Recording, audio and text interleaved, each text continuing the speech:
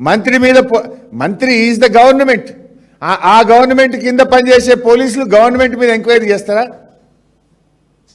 అసలు రాష్ట్ర చరిత్రలో, ఈ భారతదేశ చరిత్రలో ఎక్కడన్నా మంత్రి తప్పు చేసి ఉండని ఆ మంత్రి కింద పనిచేసే పోలీసులు రిపోర్ట్ ఇచ్చిన ఉదంతం ఒక్కటన్నా ఉన్నదా?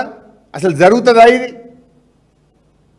అందుకే మేమేమన్నాము, మంత్రి గారిని డిస్మిస్ చేయాలి, లేదా సిబిసిఐడి ఎంక్వైరీ కాదు, సిట్టింగ్ జడ్జి చేత విచారణ జరపండి, అసెంబ్లీలో హౌస్ కమిటీ వేయండి అని మేము డిమాండ్ చేసినాం.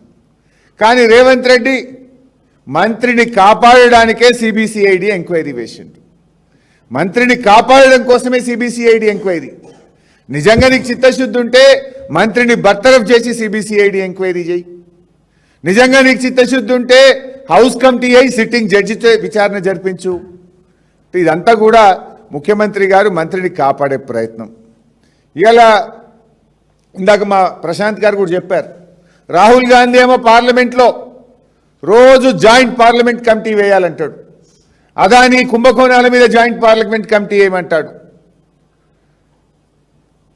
స్టాక్ మార్కెట్ క్రాష్ అయిన దాని మీద జాయింట్ పార్లమెంట్ కమిటీ వేయమంటాడు. ఒకటి కాదు 10 సార్లు రాహుల్ గాంధీ గారు జాయింట్ పార్లమెంట్ కమిటీ వేయమని పార్లమెంట్లో ప్రభుత్వాన్ని నిలదీస్తూ వస్తున్నాడు.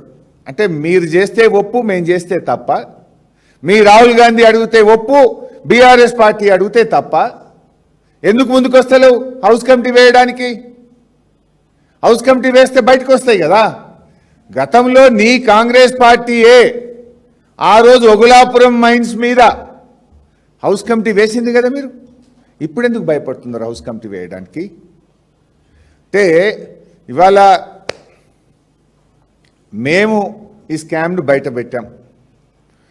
ఇవాళ ముఖ్యమంత్రి గారు ఏమంటున్నాడు, లేలే మేమే బయట పెట్టినాం, మేమే కట్టించినాం అంటుండు. కట్టలే.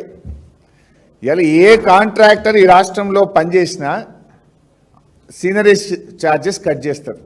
అది ఆర్ఎన్బి రోడా, పంచాయతీ రోడా, ఓ హాస్పిటల్ కట్టినరా, ఓ బిల్డింగ్ కట్టినరా, ఓ మోరీ కట్టినా ఆటోమేటిక్ సీనరీస్ ఛార్జ్ కట్ అవుతుంది.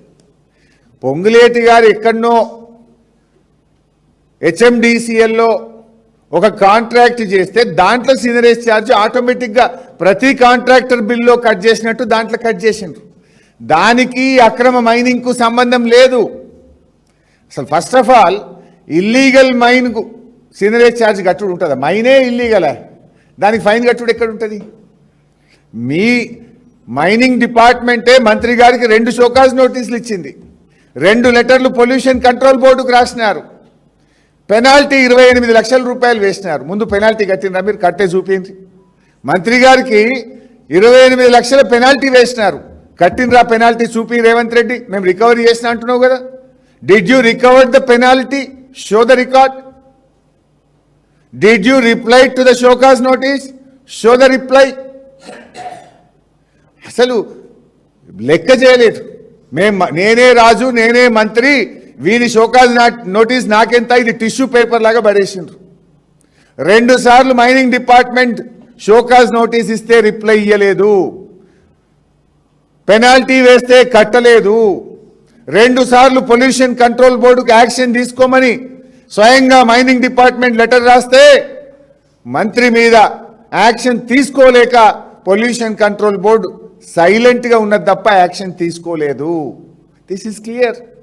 ఇంత స్పష్టంగా ఉంటే మేమేందో రికవరీ చేస్తామని బుకాయించే ప్రయత్నం. అందులో కూడా ఎన్ని తప్పులు మాట్లాడిందంటే, మంత్రి గారిని కాపాడబోయి ఒక అబద్ధాన్ని దాచబోయి ఇంకొక 100 అబద్ధాలు ఆడినట్టు, ఒక తప్పును కప్పిపుచ్చుకోవడానికి అసెంబ్లీలో రెడ్ హ్యాండెడ్గా మరో 10 తప్పులు చేసింది ఈ ప్రభుత్వం.